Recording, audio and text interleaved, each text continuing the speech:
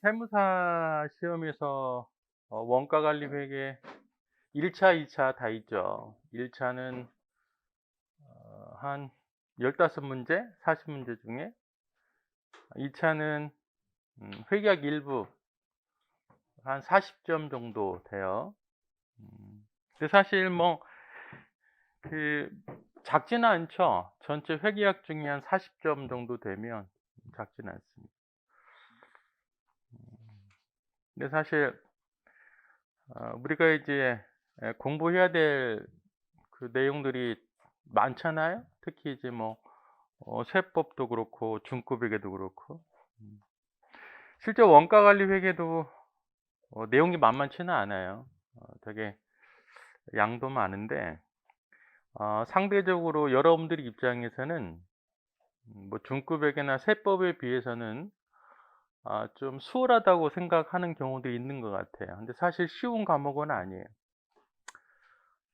근데 이제 우리 이제 같은 회계지만 중급 회계하고는 조금 성격이 많이 달라요. 그러니까 중급 회계는 기본적으로 암기해야 될 부분들도 있고 내용이 좀 많습니다. 근데 원가 관리 회계는 사실 뭐 암기할 건 전혀 없고요. 여러분들이 이해를 좀 잘하면 생각보다 짧은 시간 내에 좀 정리를 할 수 있는 부분들이 있어요. 음.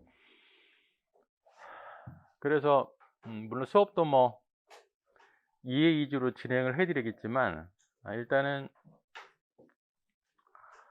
수업 중에 얘기를 잘 들으셔야 돼요. 잘 들으시고 우리가 이제 공부라고 하면 원래 예습을 해야 되고 뭐 수업 잘 듣고 복습하는 식으로 돼 있잖아요. 근데 우리 이 자격증 시험 공부는 시간이 없어요. 또 워낙에 또 많은 걸 봐야 되기 때문에. 그래서 예습은 안 해도 돼요. 뭐 원래 할 생각도 없었던 것 같은데 안 해도 돼. 예. 근데 수업은 빠지면 안 돼. 빠지면 안 돼. 특히 우리 주말반은 시간이 굉장히 짧아요. 우리 그 정규반에 비해서. 저도 고민이긴 한데. 그 하루에 8시간 정도 하지 않아요? 하루에? 뭐 수업 듣고 나면 뭐 지쳐가지고 뭐 복습할 시간도 없을 거고. 근데 사실 복습은 꼭 해야 돼요. 수업은 절대 빠지면 안 되고, 복습.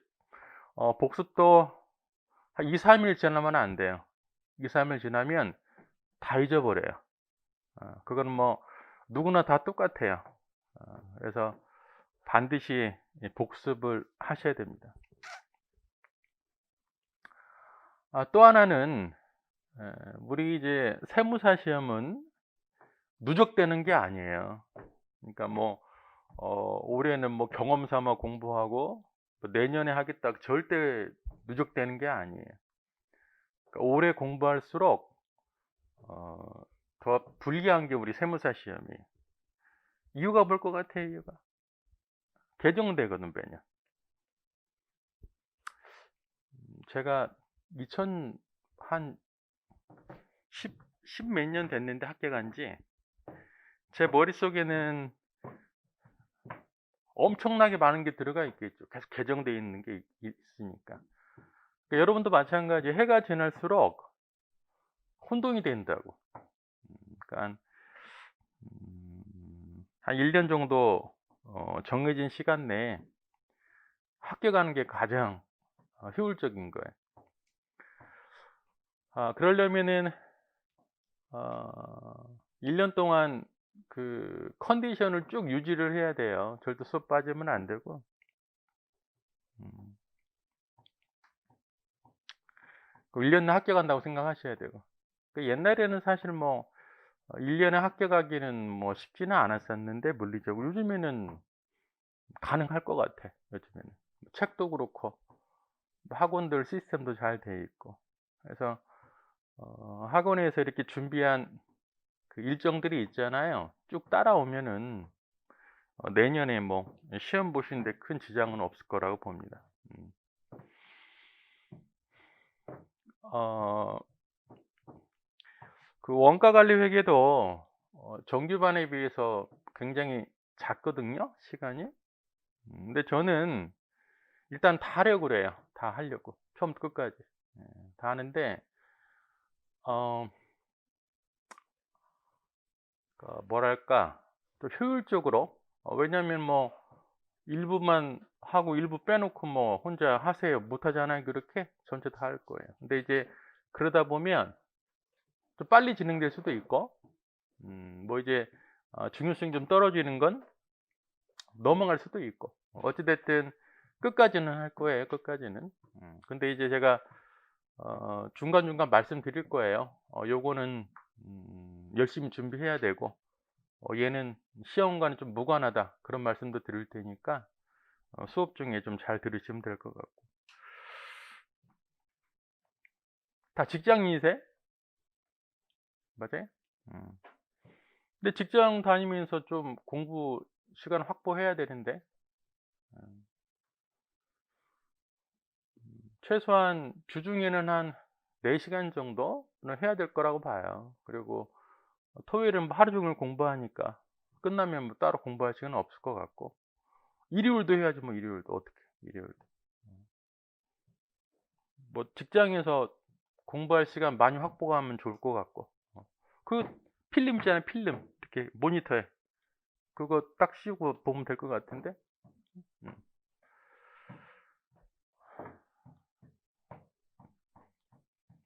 수업 들어보니까 어때? 뭐 중급에게도 들어봤을 테고 세법도 들어봤을 테고. 근데 우리 그 직장 다니시는 분들이 한편으로는 그런 생각을 해요. 내가 학생들에 비해서 시간적으로 좀 불리하다. 근데 그건 어쩔 수 없는 거고. 근데 반면에 유리한 점도 있어요. 근데 직장 생활을 하다 보면 뭐 주워 듣는 것들이 있거든. 그 회계나 세금에 대해서. 그런 것들이 사실 알게 모르게 도움이 많이 돼요. 그러니까 시간적으로 너무 불리하다는 생각만 하지 마시고 좋은 점을 좀 활용하면 더 나을 수도 있습니다. 우리 직장인들이 사실 공부 많이 해요. 시험 준비 많이 한다고. 근데 상대적으로 어 이제 학생들에 비해서는 합격률이 이렇게 높지는 않겠죠, 시간적으로 부족하니까. 근데 합격률이 조금 떨어지는 이유는 하나밖에 없어요. 여러분들이 도중에 포기를 하거든. 근데 지금은 눈빛도 초롱초롱하고 잘할 것 같잖아요. 시간 지나면 어때 이제. 직장생활 짜증나기도 하고, 내가 왜 이렇게 살아야 되나 싶기도 하고. 근데 절대 포기하면 안 돼요, 절대. 제 친구 중에는 지금도 공부하는 애가 있어요. 직장생활을 하다가. 절대 포기하면 안 된다. 포기하면 언젠가 또 해요. 그럴 바에 쭉 하는 게 나아. 공부할 때는 죽었다고 생각하시면 돼, 죽었다고. 흔히 제가 이런 말씀 드리는데, 공부하는 그 수험생 입장에서는 희노애락이 있으면 안 돼요. 세상에 뭐 즐거움, 노여움 이런 게 있으면 안 된다고. 책만 봐야 돼, 정말. 제가 이제 학생들 같으면 이런 얘기를 하거든요. 친구들도 만나지 말고, 여자친구, 남자친구 다 버리고, 심지어는 가족도 버려야 된다라고 얘기를 합니다. 심지어는. 실제 그래요, 실제. 제가 옛날에 공부할 때 별명이 독사였거든, 독사. 지금은 표정이 좀 온화해졌잖아요. 옛날에 독사했다, 공부할 때. 휴대폰 다 버리고, 가족도 버리고, 공부만 했어. 근데 결국에 빨리 합격하는 게 좋아요. 빨리. 좀 독하더라도.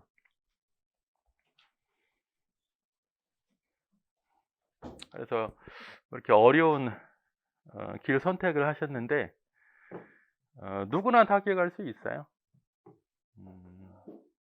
우리 뭐 세무사뿐만 아니고 모든 자기 시험이 똑같아. 누구나 할 수 있어요. 포기만 하지 않으면. 우리 시험은 똑똑한 사람이 합격하는 시험이 아니에요. 어떤 사람이 합격할 것 같아? 꾸준히 하는 사람. 그러니까 이제 주변 환경에 이렇게 휘둘리지 않고 꾸준히 하는 사람이 합격하는 시험이지, 머리 똑똑하고 학교 다닐 때 공부 잘했던 사람들 합격하는 시험이 아니에요. 대신 이제 1년 동안 꾸준히 해야 돼. 빠지면 안 돼요. 빠질 거면 아예 시작도 안 하는 게 나아요. 1시간 빠지면 생각해 보세요. 이거 엄청나게 많은데 1시간 빠지면 어떡할 거야? 못 따라온다고. 1시간 빠지면 뭐 집에서 하지 절대 못해요. 절대 못해. 그러니까 애초부터 뭐 동영상 강의를 시작했다면 모를까, 동영상 강의하고요 나와서 듣는 강의하고는 엄청나게 달라요. 특히 이제 집중도 차이에서. 집에서 생각해 보세요. 동영상 듣는다고 모니터 얘만 들어요? 네이버도 켜놔야지, 메신저도 해야지. 못한다고. 졸리기도 하고. 그러니까 혹시 이제 금요일 날 회식이 있어서 뭐 힘드신 분들은 나와서 주무셔도 돼요. 그게 훨씬 나아. 그게. 그래서 학교 갈 때까지는 절대 빠지시지 말고. 그리고 예습보다는 복습.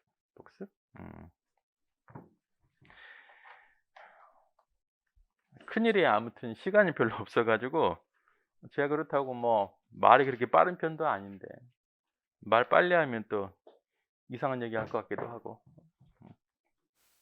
전에 그 원가 관리 얘기 들어보신 분 계세요? 학교라든지 이런 데서? 없고. 회계 원리는 다 들었어요? 회계 원리. 회계 원리는 필수적으로 들어야 되는 건 아닌데, 우리 이제 원가 관리 회계 듣다 보면 회계학 용어들이 좀 나와요. 그러니까 알면 조금 편하게 이해가 되고, 몰라도 뭐 큰 차이는 없습니다. 근데 여러분도 어차피 중급회계도 봐야 되기 때문에 혹시 내가 중급회계가 좀 어렵다 그런 분들은 빨리 회계 원리를 들어보세요. 빨리 뭐 몇 배속인도 좋으니까. 그럼 조금 나아질 거예요. 물론 원가 관리 회계도 조금 도움되는 부분이 있고.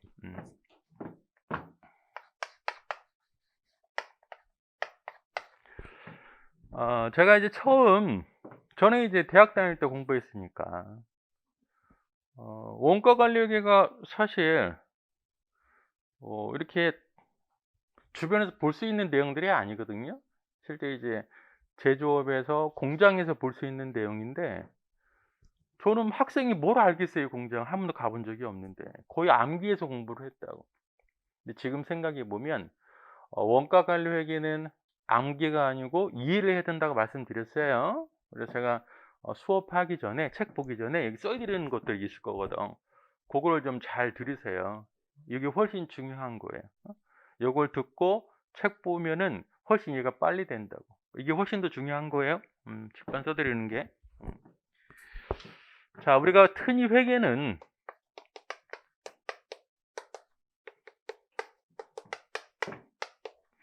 정보를 전달하는 시스템이라고 그래요. 뭘 설명해 드리려고 그러냐면, 우리가 이제 회계라고 하면 중급회계도 있고 원가 관리 회계도 있는데, 얘네들이 정체가 뭔지 어떤 것들인지 한번 설명해 드리려고. 자, 회계는 기본적으로 정보를 전달하는 시스템을 회계라고 합니다. 그러면 정보를 전달할 건데, 얘를 누구한테 전달할 건데, 크게 회사의 외부에 있는 정보 이용자가 있고요, 회사의 내부에 있는 정보 이용자가 있대요. 그러면 회사의 외부에 있으면서 회사를 알고 싶어하는 사람이 누굴까 보니까 주주라는 사람이 있고요, 채권자라는 사람이 있대요. 주주 채권자. 주주 채권자는 회사 밖에 있잖아요. 하지만 회사에 대해서 되게 궁금하거든. 그러면 여러분들이 이용하는 회계를 재무회계라고 합니다. 재무회계는 한마디로 표현하면 Financial Statement라고 그래요. 재무제표. 우리 재무제표는 많이 배웠을 거 아니에요. 뭐가 있을까? 대표적으로 뭐 재무상태표, 손익계산서 이런 것들이 있겠죠. 이게 재무회계라고 해요. 흔히 중급회계가 재무회계지 뭐. 중급회계 제일 뒤에 보세요. 이 재무제표거든. 중급회계는 재무제표를 만드는 방법을 가리키는 거예요. 자, 근데 회사의 내부에 있으면서 또 회계란 정보를 알고 싶은 사람이 있대요. 걔가 누구냐면 경영자. 경영자. 자, 이분들이 이용하는 회계를 관리 회계라고 그래요. 관리 회계. 그래서 회계는 크게 재무 회계하고 관리 회계로 나눌 수가 있어요. 그러면 회계는 크게 두 가지가 있는데 얘네들이 내용적인 측면에서 어떤 차이가 있을까? 엄청난 차이가 있다라는 거. 거의 완전히 달라요, 완전히. 그러면 왜 다를까 보니까 이 주주하고 채권자들은 뭐 때문에 회계라는 정보를 이용할까? 뭐 하려고? 돈 벌려고 하는 거지 뭐. 여러분들 주식 투자하잖아요. 왜 해? 돈 벌려고 하는 거지. 그래서 얘를 한마디로 표현하면 투자 목적. 돈 벌려고 하는 거예요. 그러면 회사의 내부에 있는 경영자는 뭐 하려고 회계라는 정보를 이용할까? 돈 벌려고? 안 돼, 그러면. 큰일 나지. 자기 돈 벌려고 하면. 우리 이제 다 회사 거의 다니니까 회사 임원들, 사장, 회사나 하는 일이 뭐예요? 하는 일이 딱 두 가지가 있다라고 봐요. 첫 번째는 결제하잖아요. 결제를 뭐라고 표현하자면 의사결정이라 그래. 의사결정. 또 하나는 뭘 것 같아? 여러분들 통지하지 않아요? 감시? 그래서 성과평가. 이게 목적이라고. 그러면은 목적 자체가 다르기 때문에 내용이 같을 수가 없어요. 그렇죠? 우리가 지금 배우려고 하는 게 바로 요거라고. 관리회계. 얘랑 전혀 달라요. 얘랑. 그러니까 우리가 공부를 할 때도 원가관리회계가 회계라는 이름을 가지고 있다라고 보니까 여러분들이 공부를 중급회계처럼 공부를 해. 그럼 망하는 거라고. 전혀 달라요. 전혀 달라. 중급회계 재무회계는 얘를 만드는 방법을 배우는 거라니까 얘하고 전혀 상관없어요. 뭐예요? 사장 입장에서 의사결정하고 성과평가 어떻게 할지를 배우는 거라고. 근데 요걸 상상하면서 들으면은 안 된다고. 근데 저는 그랬어요, 옛날에 학교 다닐 때. 그러니까 엄청 힘들었지. 다 암기로 공부했고. 암기로 공부해도 합격은 해요. 근데 엄청 힘들 거 아니에요. 그러니까 이런 걸 이해를 잘 해보시라고. 자, 그 다음에 요건 이제 회계에 대한 이론적인 분류고요. 우리 회계학의 체계를 좀 설명해 드리면, 자, 회계학, 우리 이제 세무사 시험도 회계학이라고 되어 있잖아요. 수험 과목이. 회계학이 어떻게 되어 있을까? 첫 번째, 회계 원리. 요거는 이제 주로 이제 부기 뭐 이런 거, 차변 대비 이런 거 배우는 거고요. 요거 다음에 여러분들 어려워하는 중급회계. 중급회계. 그 중급회계를 다 배우고 나면 고급회계라는 게 있어요. 근데 고급회계는 중급회계 다루기는 조금 지엽적인 부분들이 있습니다. 어드밴스드 어카운팅이라고 그래요. 주로 이제 M&A, 뭐 선물 옵션 이런 걸 배워요. 자, 근데 회계 원리 다음에 하나가 더 있다고. 그게 이제 바로 우리가 배워야 될 원가 관리 회계. 이게 50대 50이에요. 50대 50. 원가 관리 회계는 다시 두 개로 쪼갤 수 있는데 원가 회계하고요. 관리 회계로 쪼갤 수 있어요. 얘가 바로 회계학. 우리가 회계학이다라고 하면 이걸 얘기하는 거라고.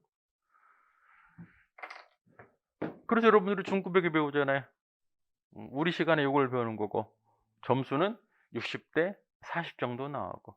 그러면 얘하고 얘를 좀 비교를 해보면 얘가 바로 재무회계거든. 재무제표. 얘가 바로 관리회계. 근데 원가회계는 이렇게 안 쓰여 있잖아요. 원가회계는 별도로 뭐 이렇게 독립해서 분류한 건 아니거든. 그러면 우리는 원가회계도 배울 텐데 원가회계는 뭡니까? 이렇게 표현을 해요. 원가회계는 여기에도 포함이 되고 여기에도 포함된다라고 합니다. 내용적인 측면에서는 재무회계고요.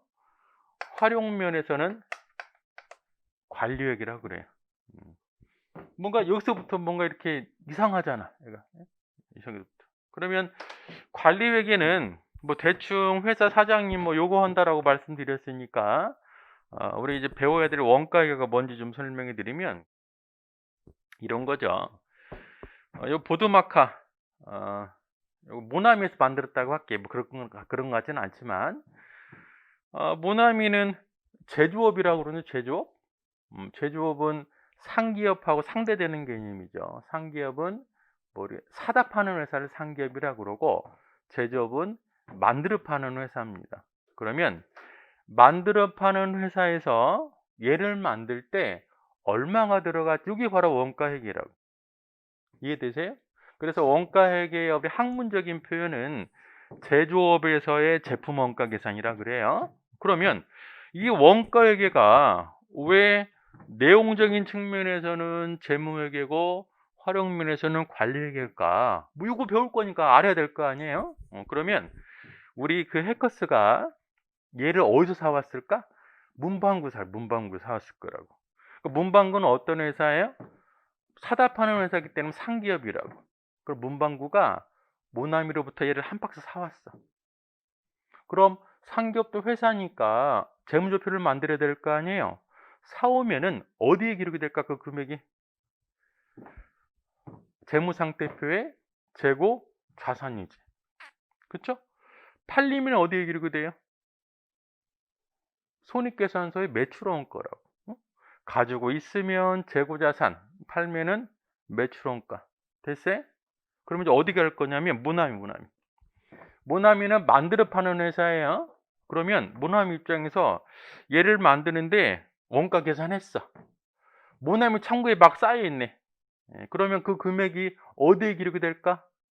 재무상태표에 재고 자산 기록되는 거 아니에요. 팔면 어디에 기록이 돼요? 손익계산서에 매출원가지. 즉 원가 계산의 결과는 어때요? 가지고 있으면 재무상태표, 팔면 손익계산서라고. 내용적인 측면에서는 재무회계. 이해됐어요? 그러면 왜 활용면에서는 관리회계일까? 우리 사장이 결제한다고 그랬잖아요. 항상 회사에서. 그러면 사장은 결제를 할 때 머릿속에 어떤 목적을 가지고 결제를 할까? 회사에 이익을 증가시켜야 돼. 그러지 않겠어요? 그럼 우리 이익을 어떻게 계산할 수 있을까? 수익에서 비용 원가 빼야 되지 않겠어요? 그러면 원가인 비용을 모르면 얘를 알 수가 없다고. 그렇죠? 그래서 활용면에서는 관리회계라고 그래. 아직도 지금 뭔가 잘 모를 거라고. 우리 이걸 앞으로 배울 거 걱정할 필요는 없고요. 어찌됐든 이 원가 계산의 결과는 재무회계에도 일부 활용이 되고 관리회계에도 응용이 된다라는 거예요. 그러면 의문점. 아니 이게 원가회계가 여기 다 걸쳐 있다라고 하면 왜 여기 집어넣었을까? 여기 집어넣어도 되는데 왜 그럴 것 같아? 왜? 뭐 뻔하지 뭐. 훨씬 중요하다라는 거지. 이쪽에 차지하는 비중이. 그러다 보니까 요즘에는 원가 관리를 구분하지 않아요. 제 책은 원가 관리라고 써 있잖아요. 그쵸? 근데 서점에 가면 원가회계라는 책도 있어. 자, 이름은 원가회계지만 관리회계도 들어가 있어요. 관리회계라는 책도 있어요. 하지만 원가회계도 들어가 있거든. 지금 구분하지 않아요. 우리는 요걸 배울 겁니다. 요거를. 됐어요? 그러면 요걸 배울 거기 때문에 얘하고는 전혀 상관이 없는 거예요. 얘를 볼 필요가 없어. 자, 그 다음에 공부는 공부 목적에 맞게 해야 돼요. 자, 여기서 혹시 원가관리회계 박사 되려고 오신 분 계세요? 없죠? 시험 합격하려고 온 거죠? 시험 합격하면 보지도 않을 거잖아요. 그렇죠? 자, 그러면 우리가 이제 수험 공부를 위해서는 목적에 맞게 해야 됩니다. 그러니까 범위가 굉장히 넓은 걸 줄여야 돼. 좀 효율적으로 해야 돼요. 그래서 제가 이제 큰 지도를 하나 그려드릴 거라고. 그래서 우리 원가 회계, 원가 간 회계가 어떤 내용들로 이루어져 있고 또 어떤 흐름으로 되어 있는지 흔히 말하는 숲을 그려드릴 테니까 혹시 뭐 다른 연습서나 공간에 한번 적어보세요. 한 여기서 여기까지 될 것 같은데 이 정도?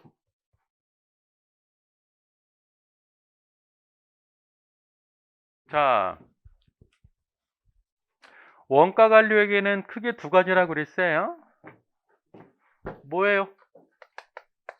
원가 회계 하고요. 관리 회계로 이루어졌다 말씀드렸어요. 관리 회계는 다시 두 가지.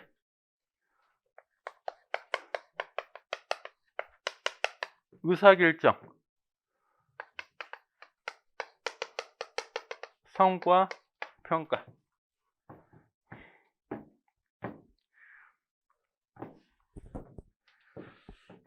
자, 원가회계는 뭘까? 아까 말씀드렸는데, 자, 얘는 제조업에서 제품 원가 계산. 요게 원가회계예요. 그럼 결국에 자, 원가회계를 드릴 때는 머릿속에서 뭘 상상하면 될까? 공장만 상상하면 돼. 뭐 만드는 거니까. 그러면 반대로 관리회계 할 때는 뭘 상상하면 될까요? 나는 사장이야 라고 보면 돼. 이거를 저 공부할 때는 안 가르쳐 줬거든. 선생님. 암기밖에 못해서 저는. 응? 이해되셨어요? 원가계 할 때는 무조건 공장, 관리회계 할 때는 나는 사장이야 라고 생각하면 된다 그런 얘기예요. 그럼 먼저 자, 원가회계. 자, 원가회계를 할 때 원가 계산할 때 원가계는 쉽지가 간단하지가 않겠죠. 여러 가지 방법이 있는데 크게 보면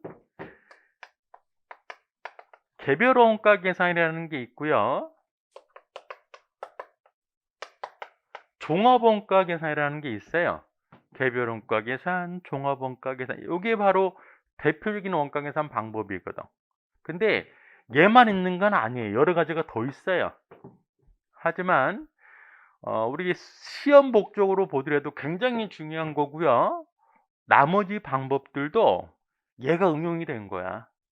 그러니까 여러분들은 원가 파트에서는 개별하고 종합이라는 게 중요하구나 일단 생각하시면 되고요. 다 계산한 다음에 이제 어디로 와요? 요 계산의 결과를 가지고 사장이 관리회계를 한다고. 관리회계를. 자, 관리회계는 써드려야 되겠다.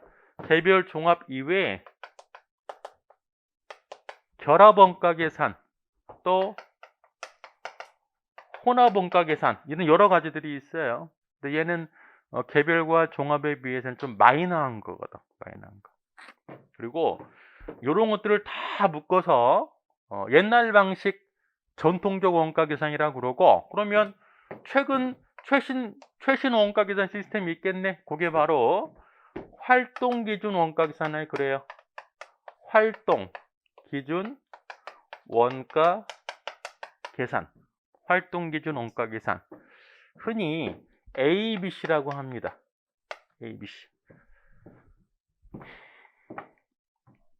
자, ABC가 최신 원가 시스템이긴 하지만 그래도 개별 종합이 훨씬 중요하다라는 거예요. 자, 요거 다 한 다음에 이제 관리회계를 갈 건데, 관리회계는 의사결정, 성과평가. 의사결정은 그냥 여러분들은 사장이 결제하는 거다라고 생각하면 돼요. 근데 의사결정이 단기 의사결정이 있고 장기 의사결정이 있대요. 단기, 장기. 단기와 장기의 구분은 이런 거예요. 사장이 결제를 했는데 이게 그 결과가 1년 이내 끝나는 거 단기. 1년 이상 걸쳐 나타나는 걸 장기라고 합니다. 다시 단기는 일상적 의사결정이라는 게 있고요. 특수 의사결정. 일상적 의사결정은 말 그대로 일상적으로 매번 반복되는 것들. 특수 의사결정은 어쩌다 한 번씩 나오는 것들. 그러면 대표적인 일상적 의사결정이 예산 다 하시잖아요.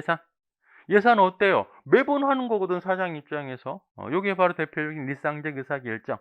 그 다음에 혹시 들어봤나? CVP 분석이라고 들어봤어요? 손익분기 분석이라고? 들어봤을 거예요. 이런 거죠. 몇 개 팔아야 문제니, 이런 것들. 이게 바로 매번 발생되는 것들이거든. 이게 대표적인 일상적 의사결정. 특수 의사결정은 매번 반복되는 건 아니고요. 어쩌다 한 번씩 나타나는 것들. 그거를 관련 원가 분석이라 그래요. 관련 원가 분석. 자, 관련 원가 분석은 내용이 좀 있어요. 세부적인 내용. 굳이 좀 미리 말씀드리면 이런 거예요. 자, 해외 바이어로부터 대량의 주문이 들어왔어요. 근데 가격을 좀 깎아달래. 그러면 사장 입장에서 이렇게 깎아줘도 될까? 그런 것들 고민하는 관련 원가 분석이거든. 그 다음에 사내 대체 가격. 사내 대체 가격. 우리 이제 대기업들 보면 그룹사들이 있잖아요. 그룹사들이, 자, 대기업 입장 한 그룹이지만 밑에서 보면은 서로 다른 회사잖아요. 그러면은 서로 거래를 할 때 거래되는 가격을 얼마로 하지? 이게 사내 대체 가격. 자, 장기 의사 결정은 사장이 결제를 하고 나면 결과가 1년 이상 걸린대요. 얘를 뭐라고 표현하냐면 자본 예산이라고 그래요. 자본 예산. 자, 근데 이 자본 예산이 얘랑 얘랑 달라. 여러분들이 아는 예산 요거라고, 요거. 내년에 몇 개 팔아야지, 이런 것들. 이 자본 예산은 여러분들이 생각하는 그 예산이 아니에요. 얘는 바로 뭐냐면 유형 자산에 대한 투자 의사 결정이거든. 유형 자산이 뭐가 있어요? 토지, 건물, 기계장치 이런 것들이 있죠. 그러면 회사 입장에서 토지, 건물, 기계장치 샀어요. 1년 쓰고 버려요? 아니죠. 수년간 쓰기 때문에 장기 의사 결정이거든. 자, 그 다음에 이제 성과평가. 자, 사장이 평가하겠대, 우리 직원들을. 그러면은 뭐가 있어야 될까요? 평가의 기준이 있어야 될 거 아니에요, 기준.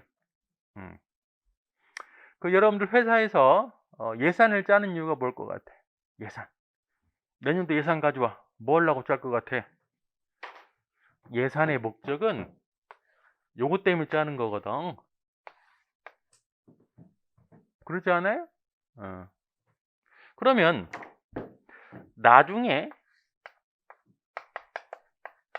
실적이 집계가 되면 요 차에 가지고 평가해야 되겠네. 그게 바로 책임 회계 제도라 그래요. 우리 책에서는. 이렇게 보니까 별거 아닌 것 같죠? 별거 아니에요, 사실. 이렇게 정리를 해보면. 자, 그 다음에 여러분들의 입장에서 되게 이해하기 어려운 파트가 하나 있어요. 원가관리 회계에서는. 뭐냐면 순수한 제품 원가 계산도 아니고 순수한 관리도 아닌 부분이 있어. 섞여 있는 부분이 있거든. 요게 가장 어려워요. 여러분들 입장에서는. 두 가지 파트가 있는데, 첫 번째 파트는 표준 원가 계산이란 파트가 있고, 두 번째는 변동 원가 계산이라는 파트가 있어요. 표준 원가 계산, 변동 원가 계산. 자, 요 두 가지가 가장 중요하면서 가장 어려워요, 여러분들 입장에서는. 물론 수업 할 때 또 말씀드리겠지만, 요게 기본적인 원가 관리 회계의 큰 틀이에요. 여러분들 공부하실 때 항상 머릿속에는 요걸 생각하시면서 해야 된다고. 지금은 사실 뭐 써놓긴 해도 무슨 말인지 모를 거야. 공부 안 했으니까. 근데 쭉 수업을 듣다 보면 요게 무슨 내용인지 이해가 될 겁니다. 그래서 원가 관리 회계라고 하면 요게 일단 머리에 떠올라야 되고, 요게 큰 틀이고요. 그 다음에 원가 관리 회계를 시작하기 전에 미리 봐야 되는 게 하나가 있어. 요거는 중요한 거예요, 중요한 거. 여러분 중구백의 수업 들었죠? 중구백에. 중구백에는 사실 상기업책이에요, 상기업책. 중구백에는 제조업책이 아니에요. 상기업책이라고. 상기업 회계가 중구백이에요. 근데 우리 대부분 제조업이 우리 회사의 근간이잖아요. 그러면 상기업하고 제조업 차이가 뭘까? 상기업, 제조업 차이 하나밖에 없지 뭐. 뭐예요? 공장. 자, 만드는 공간이 있으면 제조업이고 없으면 상기업이에요. 그러면은 그 공장에 대해서는 어디서 배워요? 원가 회계에서 배우거든. 그렇지 않겠어요? 그러면 원가 회계는 공장 회계다. 맞는 얘기라고. 이해되시죠? 그러면 공장에서 발생하는 비용들하고요, 공장 이외에서 발생되는 비용, 우리가 공장 이외에서 발생되는 비용, 중구백에서는 그 비용들이 뭐라고 불렀어요? 중구백에서 비용은 뭐가 있어요? 판매비와 일반 관리비잖아요. 그것만 배운 거라고, 사실 여러분들이. 그러면 공장에서 발생하는 비용이 있을 거 아니에요? 걔를 뭐라고 그러냐면 제조원가라 그래. 그 제조원가는 중급에서 배워 안 배워? 안 배우겠죠. 여기서 배워야 돼, 여기서. 그러면은 출발점이 바로 뭐예요? 제조원가라는 거 먼저 배우거든. 제조원가. 안 배웠으니까. 그래서 항상 원가 관리 회계 시작은 바로 제조원가라고. 공장에서 발생하는 비용이 뭔지 알아야 될 거 아니에요. 제조원가 이런 식으로 흘러간다고. 요게 큰 틀이고요. 이제 주류에서는 벗어나지만 곁다리로 두 가지가 있어. 곁다리로.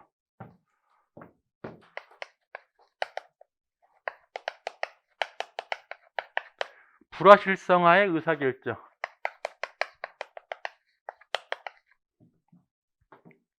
그 다음에 최신 관리 회계. 이렇게 되어 있습니다. 모든 원가 관리 회계 교재는.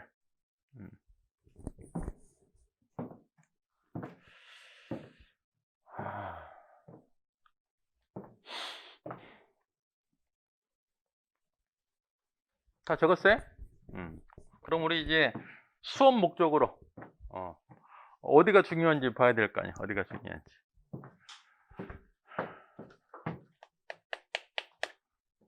제조원가 별표 2개 정도 할까요? 개별원가 3개, 종합원가 3개, 활동기준 원가 계산 2개, 결합원가 계산 2개. 얘네들은 별표 곱하기 100개.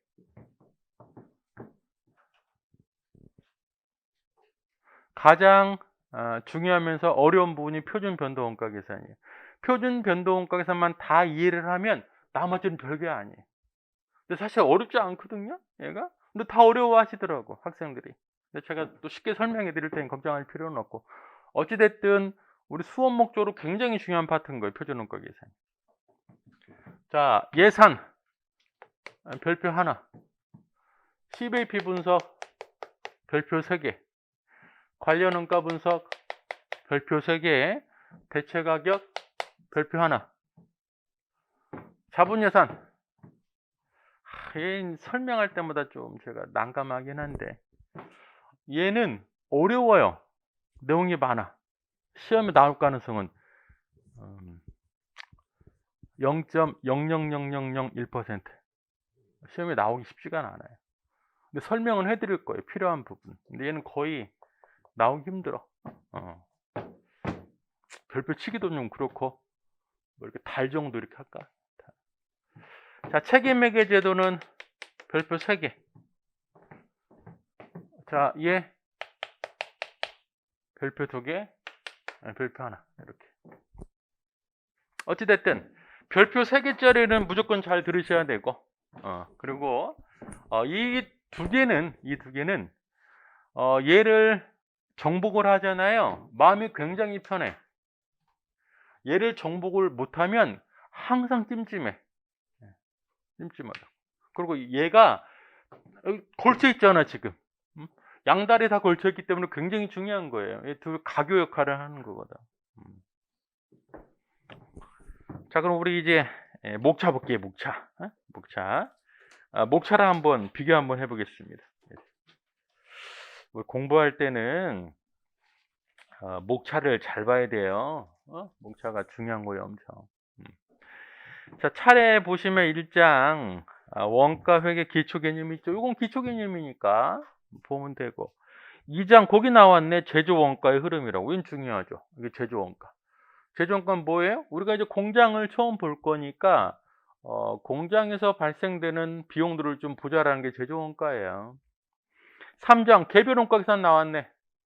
4장 활동 기준 원가 계산. 5장 종합 원가 계산. 6장 종합 원가 계산 확장이라고 되어 있는데, 거기 1번의 작업 공정별 원가 계산이 바로 요거 혼합 원가 계산이라고. 그 다음에 2번 결합 원가 계산 돼 있잖아요. 그거. 그 다음에 7장 정상 및 표준 원가 계산 나왔네. 요거 엄청 중요하다고 말씀드렸고요. 자, 8장 보면은 변동 및 초변동 원가 계산이니까 변동 원가 계산 나왔네. 얘도 엄청 중요한 거고. 9장 원가함수 추정. 그 다음에 10장 12표 분석 나왔네. 요거 12표 분석.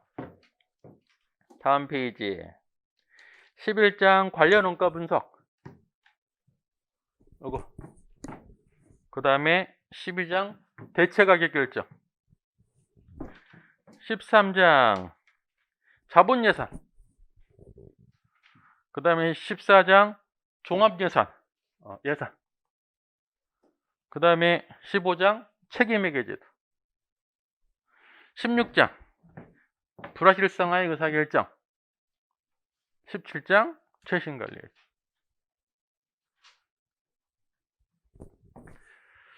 그러니까 여러분이 이제 공부 계속 하시면서 수업 들으시면서 항상 목차를 다시 와가지고요, 내가 좀 어디 보고 있구나 체크도 해보시고, 요게 항상 머릿속에 있어야 돼.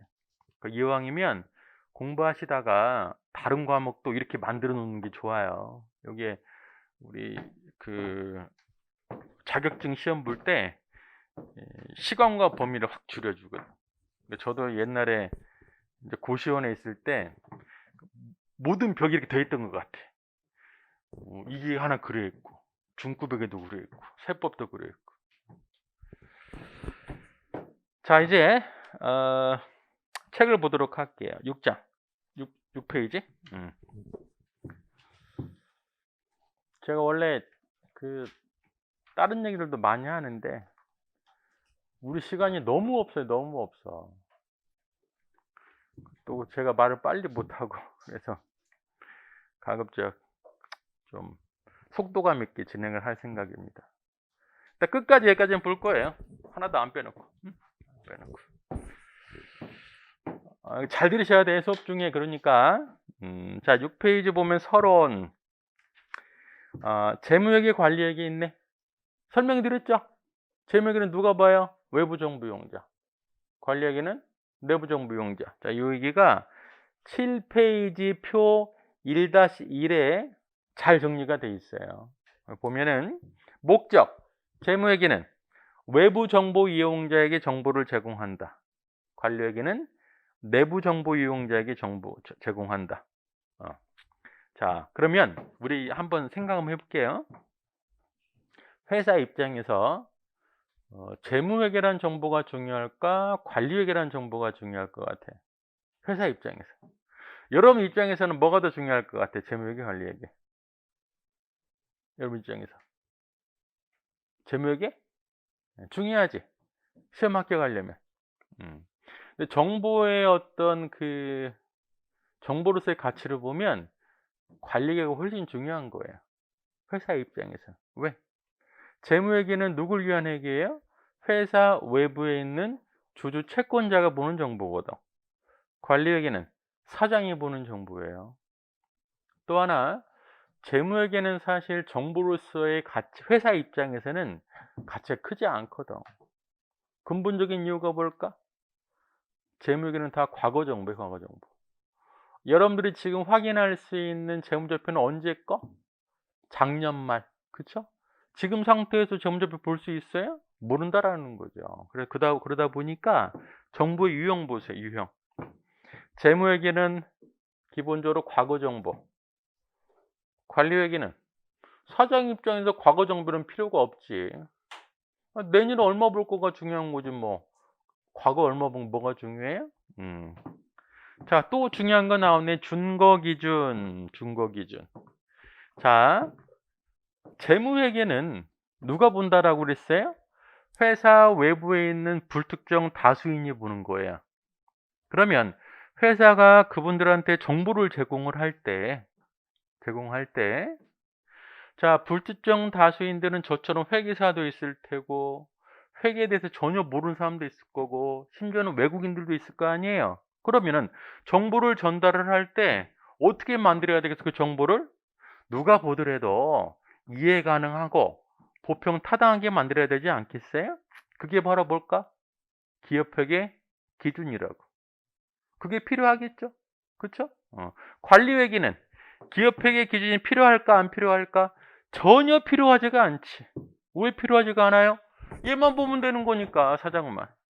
혹시 이 중에 회계팀에 계신 분들 한번 생각해 보세요. 저도 옛날에 회사 다닌 적이 있었는데 회계팀에서 재무제표를 만들었어. 사장한테 딱 결제 올리면 사장이 뭐라고 그래요? 야, 작성 잘했네. 이거 그렇게 말하는 사장 있어요? 없어. 그러니까 이게 뭔데 이게? 돈 벌었어 안 벌었어? 그러지 않아요? 한 장으로 만들어 와. 나 잘 몰라. 자, 관리회계는 원칙이 있을 수 없어요. 없다고. 관리회계는 사장 입장에서 정보만 제공하면 돼. 원칙이 있을 수가 없어. 그래서 준거 기준이 없다라는 거죠. 보고서는 재무회계는 뭐가 있어요? 재무제표라는 보고서가 있어. 관리회계는 원칙이 없다 보니까 보고서가 없어요. 우리 책에서는 특수목적 보고서라고 돼 있는데 그거는 뭐 특정 형식이 있는 게 아니고 여러분들 결제할 때 엑셀 파일, PPT, 한글 그게 바로 특수목적 보고서라고 생각하면 돼요. 그리고 또 회계는 우리 회계원리 시간에 좀 배웠겠지만 회계가 정보로서의 가치를 가지고 있으려면 크게 여러 가지 특성 중에 두 가지가 있어야 된다라고 봐요. 목적 적합성, 신뢰성. 들어보셨어요? 목적 적합성, 신뢰성. 자, 우리가 이 건물을 50억에 샀는데 장부에 55로 기록하자. 걔가 뭘 강조하는 정보예요? 신뢰성, 객관성이지. 근데 지금 이거 땅값 올랐어. 한 100억 정도 해. 100억으로 바꾸자. 시가평가하자. 뭘 강조한 거예요? 목적 적합성이라고. 그러면 재무회계는 목적 적합성을 강조하는 정보일까? 신뢰성을 강조하는 정보일까? 재무회계는 신뢰성. 왜? 불특정 다수인들이 봐야 되잖아요. 그러니까 이왕이면 객관성을 강조하는 거거든. 관리회계는 뭘 강조할까? 한 명만 보면 돼. 응? 사장만. 그러니까 목적 적합성을 더 강조하겠죠. 표함 잘 보시고. 자, 밑에 그러면 회계학에서의 원가 관리 회계 위치, 얘도 아까 설명해 드렸네. 그림 1-1 보세요.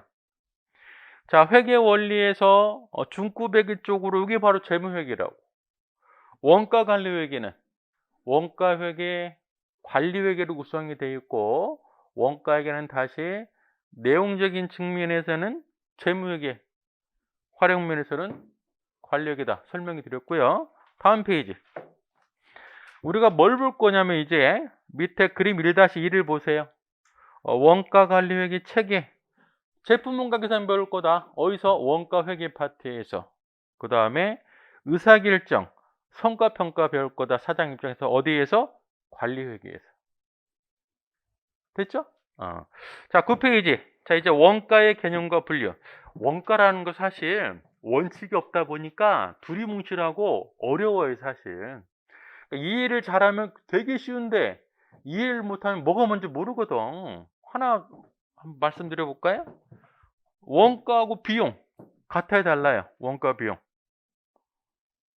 애매모호하잖아. 뭐 실무에서는 뭐 혼용해서 쓰기도 하는데 전혀 다른 거거든요. 원가와 비용. 응? 원가 비용이 뭘까? 우리 요거 볼까? 요거 300만 원을 샀어요. 요거 우리 해커스가 원가가 얼마예요? 300만 원이지. 그 비용은 얼마일까? 이거 해커스가 몇 년 써요? 우리 몇 년 쓴다고 봐, 비품을? 5년 쓴다라고 볼까? 그럼 비용이 얼마? 감가상각 비가 비용이거든. 5년이다라고 하면 60만 원씩. 그러면 원가는 300만 원인데 비용은 60만 원이다라는 거죠. 원가 비용은 다르죠? 그러면 요거 분필 문방구에서 1,000원 주고 샀어. 원가 얼마? 1,000원이라고. 비용은 얼마일까? 소모품 비용 1,000원이지. 이때는 같네. 원가와 비용이. 얘는 다르고. 그러면 도대체 왜 다릅니까? 원가는 뭐냐면 어떤 특정 대상에 투입된 재화나 용역을 화폐 가치로 표현한 게 원가예요. 무조건. 비용은 여러분들 회사의 존재 이유가 뭔지 아세요? 회사의 존재 이유. 너무 무거운 질문인가? 다 알 텐데? 배우지 않았어요? 회사의 존재 이유? 저는 철저한 자본주의적 사고를 갖고 있는 사람이거든요. 회사는 뭐 해야 돼? 돈만 벌면 돼요. 가끔 이제 우리는 회사에 대해서 너무 많은 걸 요구한다고. 너네 돈 많이 버니까 기부도 하고 막 그래. 저는 절대 반대예요. 회사는 돈만 잘 벌면 돼요. 돈 잘 버는 것 자체가 사회 공헌하는 거라고. 이해되죠? 근데 이제 돈 벌 때 이상한 짓 하면 안 되겠지만 회사의 목적 존재 이유는 바로 돈을 버는 겁니다. 제 그 후배 세무사 중에 그 되게 잘하는 친구가 있어요. 이 얘기 드려야 되겠구나. 여러분들 세무사로서 성공하려면 갖춰야 될 어떤 자질 같은 거 뭐가 있을 것 같아? 당연히 사무사가 돼야 되겠지만 사업은 사무소 사업이에요. 사업 직장이 아니잖아요. 비즈니스 마인드가 있어야 돼요, 사실. 근데 이제 지금 모르겠어요. 저도 한 개인 사무사 10년 정도 했는데 아직도 우리나라는 영업 마인드가 좀 있어야 돼. 그래서 이제 얘기도 좀 잘하고 술도 좀 먹고 이렇게 그러니까 사람의 마음도 읽을 수 있고 이런 게 있어야 돼요. 그리고 이제 제가 해보니까 제가 얼굴이 좀 사가 보여요. 좀 동안이 이건 좀 그랬구나. 우리 그 세무사 시장은 나이 어려 보이는 게 좋은 거 아니에요. 내가 겪어보니까. 근데 혹시 이 중에는 고민 있는 분 있지 않아요? 내가 상대적으로 노안 있는 분들, 친구들 만나면은 막 그렇고, 세무사 업계에서는 성공할 뿐이에요. 본인이 거울 봤을 때, 나는 나이 들어 보인다. 성공합니다. 제 친구가 한 10년 전에 이제 좀 늙음막하게 세무사 시험 합격을 했는데, 얼굴이 좀 많이 노안이에요, 노안. 그러니까 저는 걔한테 말 놓기가 부담스러울 정도로. 근데 걔는 합격하자마자 엄청나게 성공했어요. 그러니까 우리 이제 특히 세무사라는 어떤 그 이미지가 어때요? 뭔가 이렇게 보수적이고 뭐 이런 게 있다 보니까 우리 클라이언트들이 딱 봤을 때 나이 들어 보이잖아요. 뭔가 이렇게 경력이 많은 걸로 이렇게 후광교가 있더라고. 상대적으로 어려 보이는 사람들은 경험이 별로 없다고 생각을 해요. 그러니까 세무사로서의 성공하려면 갖춰야 될 자질, 노안. 또 하나, 술. 아직까지는 술 많이 먹더라고. 그래서 혹시 술 좋아하시는 분 계시면 성공할 확률이 커요. 술 못 드시는 분들은 지금부터 연습해야지. 자기 전에 반병씩 이렇게 누르니까. 그 친구가 그래요, 저한테. 회계사님, 제가 이렇게 사업을 하다 보니까, 세무사무실 하다 보니까 결국에 돈을 벌려면 돈을 써야 됩니다. 맞아요, 틀려요? 훌륭한 친구라고. 딱 맞는 말이죠. 돈을 벌려면 돈을 써야 돼요. 당연히. 그게 바로 비용이라고. 비용 설명하려다 여기까지 왔는데, 자, 회사의 목적은 돈을 버는 거예요. 돈을 벌기 위해서 희생된 부분이 비용이라고. 이해되세요? 대표적인 비용이 뭘까 그러죠? 매출 원가지, 매출 원가. 판관비도 비용이고. 자, 우리 이거 300만 원 주고 샀지만 실제 돈은 300만 원 나갔지만 5년을 쓴다라는 거죠. 5년을. 응? 그래서 5년 쪼갠 60만 원만 감가상각 비용 처리하는 거예요. 그리고 24만 원은 미상각 자산 남아 있는 거 아니에요? 그렇죠? 근데 얘가 5년 쓰기로 돼 있는데 1년 지난 다음에 우리 직원들이 청소하다가 얘를 부셔버렸네. 못 써 이제. 그럼 어떻게 처리할까 걔를? 손실. 걔가 손실이라고. 그럼 세 개를 배웠어 우리가. 원가는 뭐예요? 어떤 대상에 투입된 걸 화폐로 표현한 게 무조건 원가. 그 다음 비용은 수익 창출에 기여한 부분이 비용. 손실은 수익 창출에 기여하지도 못하고 날아가 버린 부분이 손실. 우리 중급액의 회계 원리에는 계정과목에 뭐가 있어요? 감액 손실, 폐기 손실, 그런 게 손실인 거죠.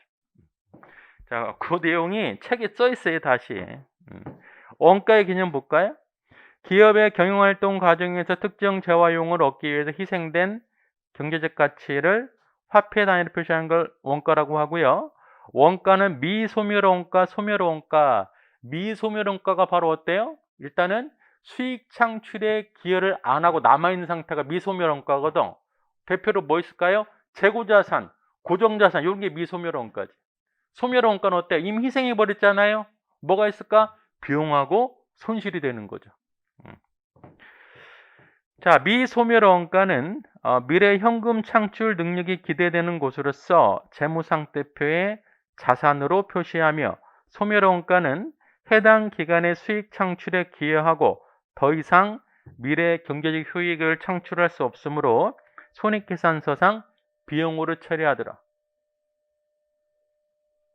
또한 수익 창출에 기여하지 못한 채 소멸되는 원가를 손실이라고 하더라.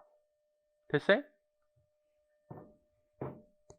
좀 쉬었다 하겠습니다.